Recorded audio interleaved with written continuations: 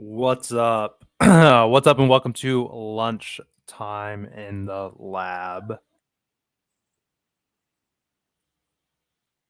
I want to hear my voice. My mic has been acting weird, so I want to make sure it was working. All right, live just on YouTube today.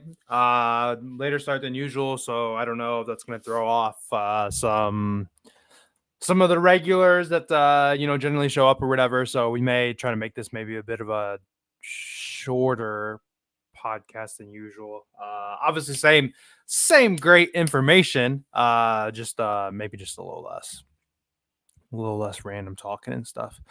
Let's see. Yesterday we went 2-1. Can't ever fade David Peterson. It's just not in the cards. I mean, the guy's been pitching fantastic. I mean, we had a spot yesterday where he should not have pitched well again, and that's now 2 times in a row that he's pitched just really well. Brian Wu went over. Honestly, like, I don't even know. Like, I didn't watch the. I was asleep pretty early, so I mean, I woke up, seen that cash, so that's good. Somebody said it was sweaty. Somebody said something was sweaty in the Discord. I don't know what bet they were talking about. And then Jonathan Cannon, dude was actually cruising from what I seen. So we hit that as well.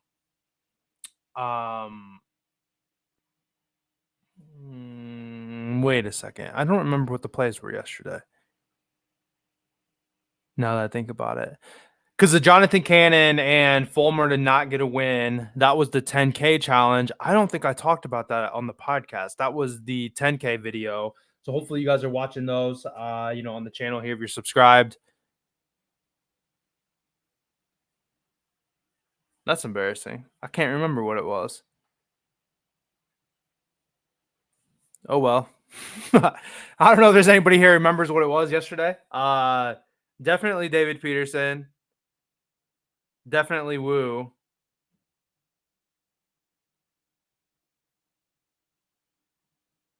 I can't remember the third play. I don't think it was Jonathan Cannon. I don't think it was. I don't think we were running that actually on the podcast. I think I saved it, for later. David Peters. Looking at the Discord to see if I'd put it down. I don't know. I can't remember. Yeah. Yeah, we had put that. Yeah, I'm all kinds of turned around. Anyway, I think we had a 2-1 day. But yeah, I think I did. In my head, I counted the Jonathan Cannon outs and Fulmer did not get a win. No, Soriano was it was a couple days ago. Anyhow, if you can't tell, I'm just about through with baseball. I'm certainly ready to put it away and just get into talking about some football and stuff. Not to say that baseball is, not been profitable, but it's just baseball's just such a grind, man. Such a grind. Hey. Let's see though. Anyhow, let me get the screen pulled up here. We will talk about some items here. Most importantly, though, yesterday we did hit on the 10K challenge, though. So I mean, that's we unfortunately we lost. We lost on the Chiefs. Money line for the preseason. Like I said, not upset that I bet on the preseason. Upset that I lost, of course. Frustrated that I lost. But let's see. Today is Tuesday the 20th. Son had speech today. It's supposed to start at 10. She forgot or something, so it ended up not starting until 10:30. So that's why today's running a little slower. Tomorrow, let me pull my thing up here. Tomorrow, I've got my follow-up appointment with my MRI, but that's at 9:45. So I'm fairly certain that a 10:30 show or an 11:30 show should be okay. What's up, TJ? An 11:30 show should be okay. My appointment's at 9:45. That gives me, an hour and 45 minutes to get home, have the appointment, whatever. So 11:30, 12 o'clock tomorrow should be okay for the appointment. My son's got a doctor's appointment. I have a doctor's appointment. So I guess it just really depends on how much research I'm going to have leading up to that or not. It might be just a short one. I got to hit up the person I was going to do a collab today and try to see. I have more time to do that today than I do tomorrow. Anyway, I have 3 plays on the board today. You can see them here. We'll talk about them. I don't think today is like fantastic. I'm not a huge fan of these just massive like slates. Uh, somebody had mentioned, a first 5. Like I was on like the Red Sox first 5 team total in a parlay yesterday, and that hit really easily, and I did find myself liking that one. Um, oh, you know what? The other play might have been Gavin Stone. Look at that. Line's literally moving in front of my face. That's why I'm tired of football.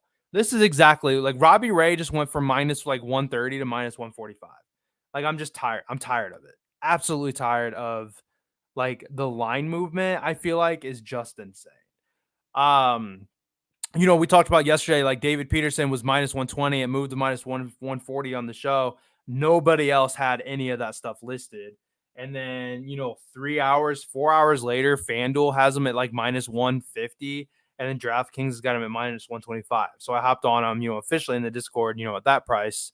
But then here we go. Like Robbie Ray moves right in front of my eyes, the minus 145, which is obviously not something I'm overly interested in trying to play. So I honestly think that's just why I'm just so frustrated with baseball is like the lines and the movement is just like, it's just been horrendous. Like we talked about like the other day, we talked about how like lines are opening up at, 15 and a half for pitcher outs or something like that. And then it's shooting up to 17 and a half by time now.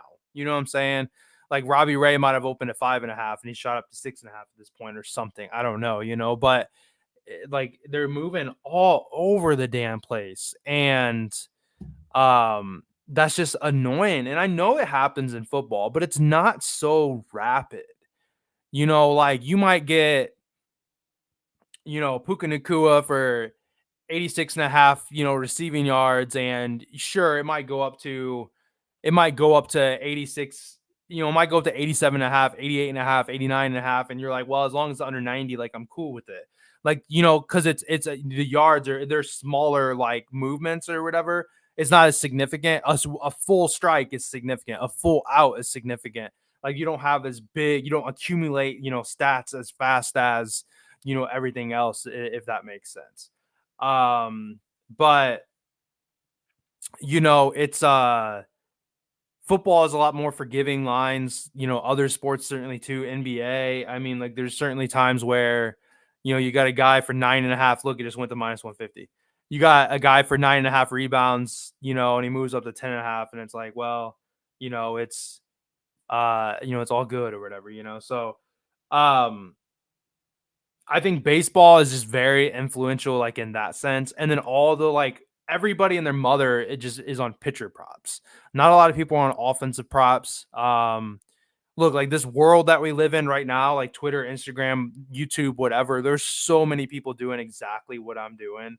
And then there's some people that are really popular with it. And then as this market continues to grow and everybody's on pitcher props, is one big person posts Robbie Ray, for example, over 6.5 outs, and then like 10 other people do it because they're just realistically copying like the big dogs, then the books are going to move the line because everybody's coming in on 6.5. Yeah, that's exactly how line movement works, So whatever. Let's start from the top, and then I'm not going to force another play. I was looking at like Eduardo Rodriguez on his strikeouts. I felt 4.5 was a pretty low number. Maybe I just have too much faith in him. I mean, he burned us last time, didn't really look that good. That's a thought that I had. What else? I was looking like Eric Fetty's hits, but like that also ballooned today. Yeah, minus 170 now. Like that did not open at minus 170. Ronel Blanco's K's. Joey Estes, I was looking at his earned runs under, like he's been killing it at home. And then that also got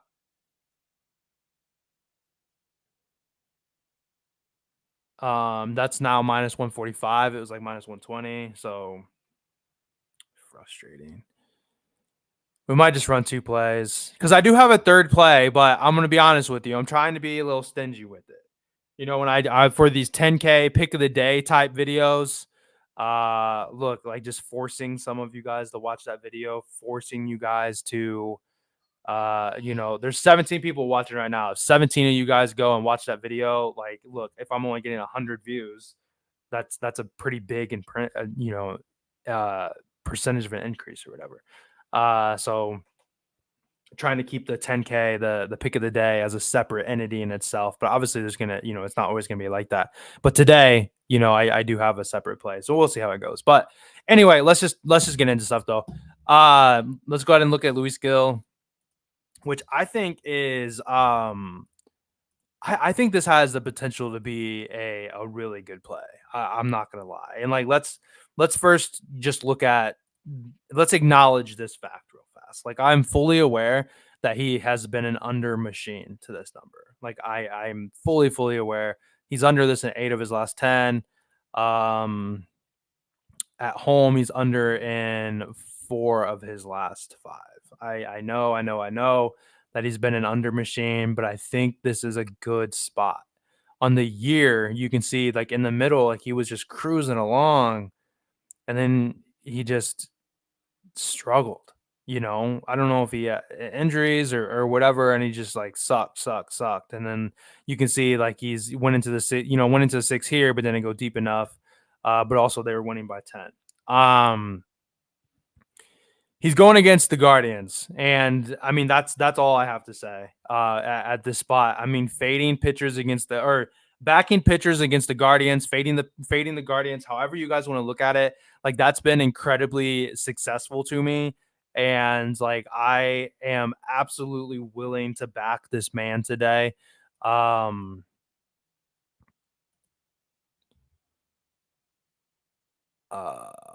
didn't look at it. So bullpens. Oh, they had a day off yesterday. So bullpen's going to be pretty open, pretty. I mean, ready to come in if needed. But I mean, looking at the box right here, you got Cleveland versus a right-handed pitcher in the last 30 days. They're rocking the second worst batting average, the third worst on base percentage. The OPS is 30th. The WRC is 30th. The batting average balls in play is 29. So we're making weak contact. The Guardians don't usually walk a lot. You can see they have an on base percentage of 30 right here against a right-handed pitcher. So I mean, they're just purely not getting on base. If we look at walks here, against a right-handed pitcher, they're walking the 24th least amount against a right-handed pitcher. Strikeout wise, I don't think they're not a strong strikeout target. They have the 10th lowest strikeout against right-handed pitchers. So that's saying that they're putting balls into play, but they have that weak contact. The batting average balls in play versus a right-handed pitcher is 29th, meaning like they are making good contact. They don't strike out, but it's turning to ground balls, pop flies, double plays, like what have you. That's keeping the pitch count low. The fact they don't walk a lot keeps the pitch count low. We can see that, he's throwing 98, 107, 90. So, 90 plus in 1, 2, 3, 4, 5, 6 straight starts now, and 90 plus, honestly, in all but 1, 2, 3, 4 starts.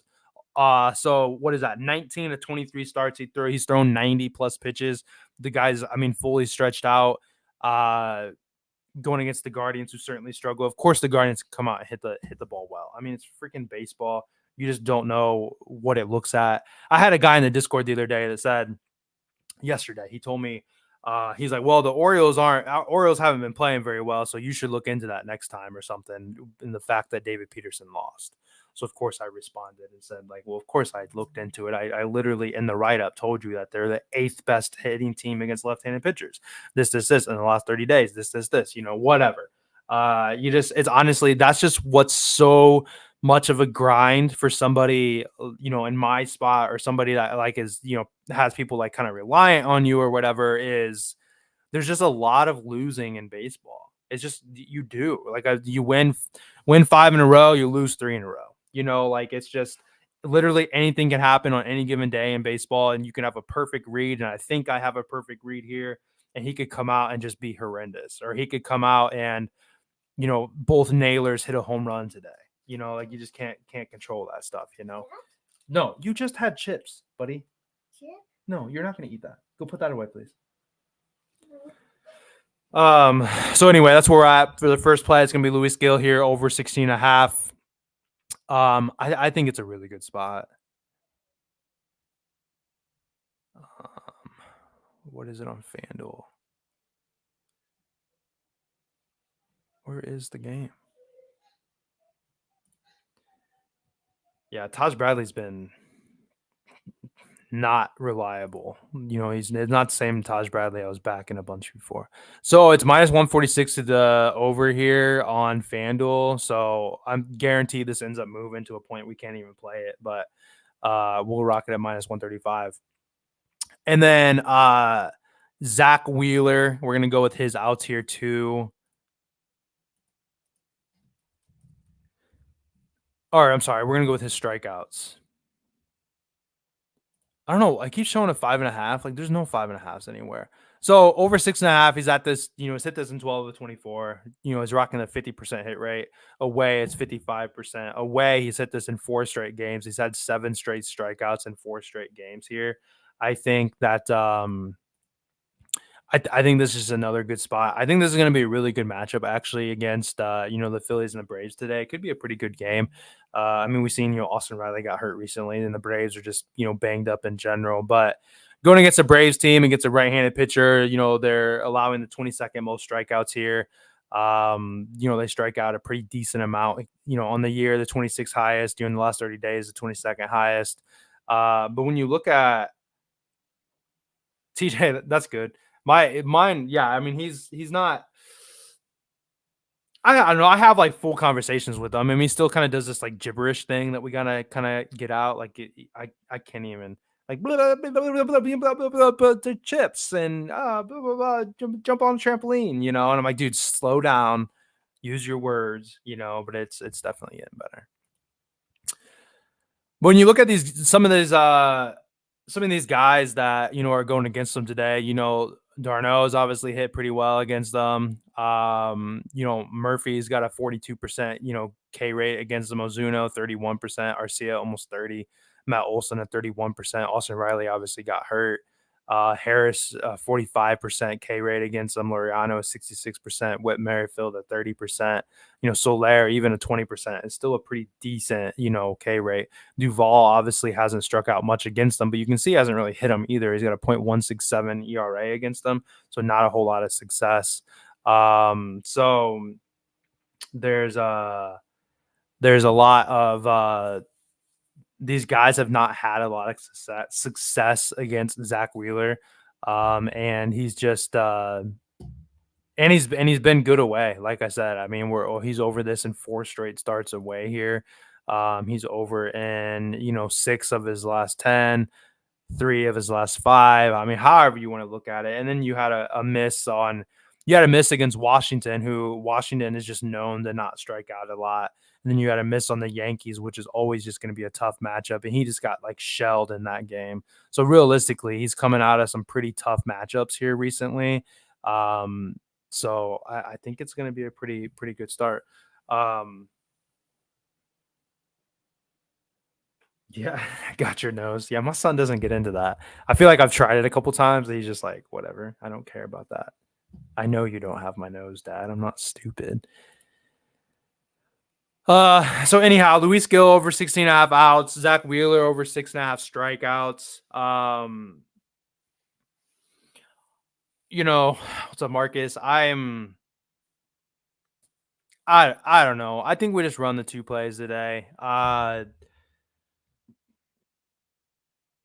already got a juice reducer in my my 10K play that I'm going to make a video on here pretty shortly, once we finish this off.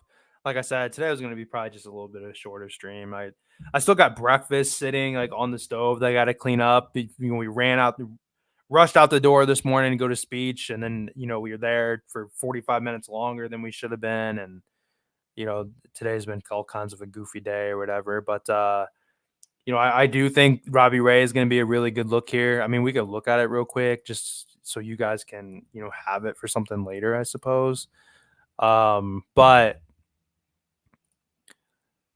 even when he's like got tagged, like he's still, has looked pretty good, strikeout wise. But I mean, he's going against the White Sox, who versus a left-handed pitcher, strike out the 23rd highest rate. Um, I guess there really isn't a whole lot to look at. It's really just knowing that Robbie Ray has been an elite strikeout pitcher here recently. But apparently a lot of people agree because it's moving to minus 150, so it's not looking uh you got a lot of line movement, just like Luis Gill's moving, just like dude, like I said, like I've already complained about, like the line movements have just been just crazy, it seems, and it's just been very very frustrating in my opinion. Trying to get around messing with it. And yeah, I mean, or just throwing in a parlay. DraftKings has got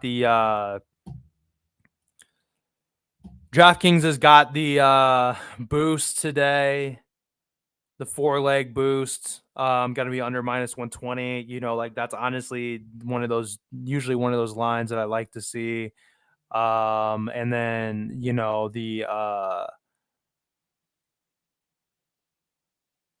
FanDuel's got the boost builder, which I like to get in and do like just a bunch of guys to get a hit. And like 10 guys to get a hit. I've gone like 9 out of 10, but I mean, it just doesn't hit. I just can't hit lottos. It's impossible. I did a home run. I played it personally. I had Corey Seager, JD Martinez, and then I did Devers, 3-leg home run for like plus 10,000. And I couldn't get Devers. I played it just, by myself because I literally can't hit them. So like I said, I mean, that Robbie Ray might not be a bad look. I talked about like Fetty, like in his hits over, that's juiced to hell now. So I mean, there's some pretty decent looks for some of that stuff, So, but yeah, yeah. I mean, and then it kind of just comes down to like fairness too, though. Like, um, I know that some, handicappers, whatever, that are in some of these, rival discords or have their own groups or whatever, they give out plays overnight. But your normal person that's paying for a service or that's looking for like help with picks and stuff like that usually is asleep. They're usually not staying up and grinding and wanting to see whatever. Like they're waking up or they're looking at lunchtime and kind of getting an idea of like what's going on. So like your average Joe isn't staying up to get that play from you. Like if I started giving out plays at 1 a.m, it's just not going to work because it's just not fair. And then by the time people wake up, then it's all the question like, well, would you play it at 17 and a half? You got it at 15 and a half, but would you play it at 17 and a half? And it's like, yeah, I probably still would. And then I celebrate a win at 16 and they're losing, but like hardly anybody got that line. Like it comes down to like I said, I feel it comes down to fairness. And then those people that are on the West Coast, and those lines are, when they're coming out at 1 a.m, that's really only 10 p.m. for them. That's got to be people on the West Coast betting that stuff, because my ass is asleep before a Dodgers game is even over, before a Mariners game is even over. You know what I'm saying? Shit, Monday Night Football half the time, if the game's not interesting, I'm like, all right, I don't care. I'm going to go to sleep and I'll wake up and see what happens. Being out here, on Eastern time zone where games last night started at 10 p.m. for me, it's impossible. Not to mention, I got up at 1 o'clock with my son, gave him a bottle, and then his ass was up at 5 o'clock for a bottle too. And it's like, but then he'll go a week without, he'll sleep the whole ass way through or whatever. So, like, make up your mind, my guy. Anyway, we're just gonna run those two plays for today, guys. We're gonna go with Zach Wheeler's K's and we're gonna go with Luis Gill's outs. We're limping our way to the finish line. We have preseason football is gonna be here on, I think, Thursday. I don't think there's a Wednesday game. Yeah, so we got, baseball tomorrow. We'll have, preseason, more than likely I'll have a bet, on, Colts, Bengals, Bears, Chiefs, Bears minus 3.5. The Bears are just rolling, man, unless the Chiefs are going to play a bunch. Um, I think that, then I'll have some plays on Friday. We got, quite a few things going on Friday. And then we have college football on Saturday. So, I mean, we're literally right here. And then, of course, Sunday, then we're back into it's, there's no football going on or whatever. But we're certainly at the point where it's, we have football on Thursday, Friday. We have official college football on Saturday. We have preseason on Sunday. And then here we are. I think we might have games on Thursday for college football. Once we get to that point, so we are like right there to being pretty busy. So we got these there's these 3 games on Saturday, and then there's the midnight game for those of you that mess around with Hawaii, and then August 29th is a Thursday, I believe. August 29th is a Thursday. We have, games, a handful of games on Thursday. Actually, we have a lot of games on Thursday. Decent amount of games on Friday, and then we got games on Saturday. So I mean, like I said, I mean we're literally right there to. God, I'm not showing my screen again. We're literally right there to, like I said, like tomorrow's baseball, Thursday's preseason, Friday's preseason, Saturday's real college football, Sunday is preseason football. Then we get through Monday, Tuesday, Wednesday. Then Thursday's real college football, Friday's real college football, Saturday's real college football. So I mean, like it's to the point where it's like baseball is going to be, on here and in the Discord, like then all of a sudden we're in NFL, so baseball is going to be very baseball is almost gone, to me, and we're going to be staying with some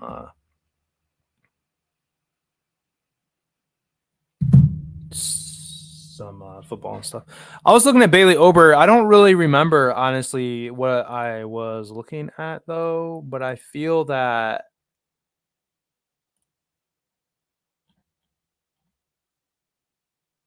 I wanted to take his under, but I wanted to take his under at 18.5 is what I wanted to do. I would certainly lean under at the plus 148. Like that's a pretty tall number, but he's been having success against some pretty garbage teams. And he's going against the Padres team that is hitting the ball really well. I mean, look at it. Boom. That's all those overs. Look at all the overs in a row. 10 straight overs in a row. But he played, the Rangers, Cleveland, who's been struggling, the White Sox, the Tigers, the White Sox, the Tigers, the Mariners, Oakland, so on and so forth. Now he's going against a team that's got the 4th highest batting average in the league, 5th highest on base percentage. So Bailey Ober under 17.5, I think, is a really good play. Although, he's just been in it, but it's a tough play though. That's why I'm not playing it, but I think the under would be the right way to go. But I'm gonna get out of here unless anybody has anything here in the next 30 seconds. Got to record this 10K play. Got to get some plays in the Discord. And yeah. And yeah. Hopefully I got a collab coming. Pretty bigger Twitter account. Always beneficial. So I'm gonna get out of here. Appreciate you guys. Pay attention to Twitter at Live Joe Bets. Hopefully I'm gonna be here at 11:30. It might be another noon o'clock with my son's appointment, and then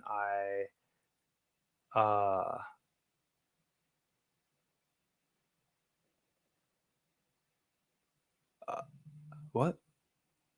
The 10K, not from Boston, no. Nothing in the Boston game. And then I have the follow-up appointment for my MRI on my hip, and then my son's got his 4-year appointment. So appreciate you guys, and I will see you guys back tomorrow at some point.